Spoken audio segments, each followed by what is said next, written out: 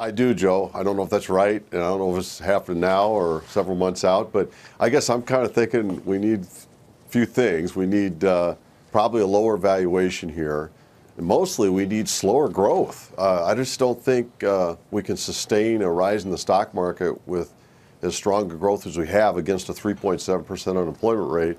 But if we got a lower valuation here, slower growth in the economy, and fear, some panic, I think that combination might be a good buying opportunity if we're not going to go to recession. The combination of slower growth and fear, I think, would stop the bond market and the Fed from having to raise yields, and it would give the market a chance to start to trace earnings again. But I don't see that yet. We're still growing too fast here. We're still going to suffer if we continue that with interest rate and overheat pressures.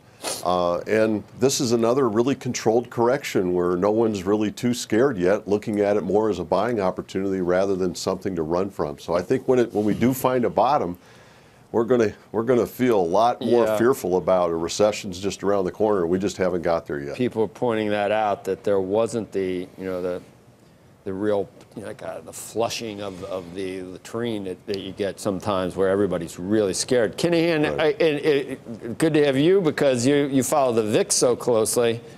I guess when we got most negative, the highest we saw, did we get a 25 print or we didn't even close there, did we?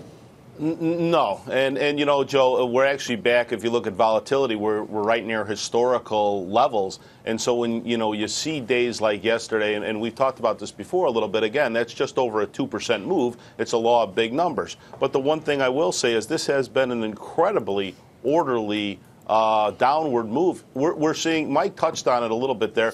We're seeing kind of a repricing of assets.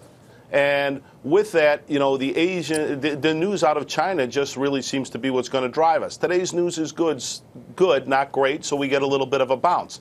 Does it last throughout the day? Because we're still getting a lot of negative news from others. And it was good on Home Depot's earnings today. The one good thing is they guided higher, because that's the real thing we've kind of lacked over the last few weeks, is because of some of the tariff news, et cetera. So many of the CEOs have been very conservative, and you can't blame them. They're not going to get penalized for being conservative, but they've been very conservative in their forward guidance because nobody's sure quite where this is going to land come January 1st. Jim, if you don't focus on the averages and you look at individual stocks, there's a lot of pain and misery and blood on the streets, isn't there? But you're saying that sentiment-wise, you're not really seeing that, sort of overtly expressed enough by a lot of people, or because there has been a lot of stocks are down in bear market territory. There has been, Joe, and I think that is an interesting phenomena here in this correction. It even gets worse if you go away from the United States and you start looking at international markets. There's been a ton of carnage already. So there is some truth in my book about this being a rolling bear market. Maybe that's right. Maybe we can have a rolling bear market that does enough damage without a panic, but I just don't think that's going to be the case. I think ultimately most of the money is S&P 500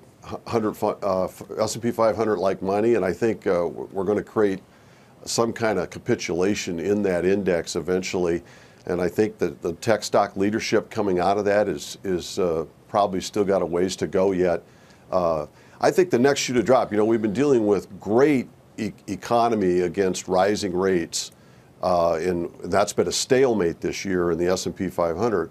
But the next shoe to drop, I really think, is the U.S. economy slows, maybe in half to around 2% growth. And that might force Wall Street to lower 2019 estimates, maybe to flatline next year. And I just think if we slow growth, but we don't pull back interest rates, then I think there's another leg down yet in this market. Yes.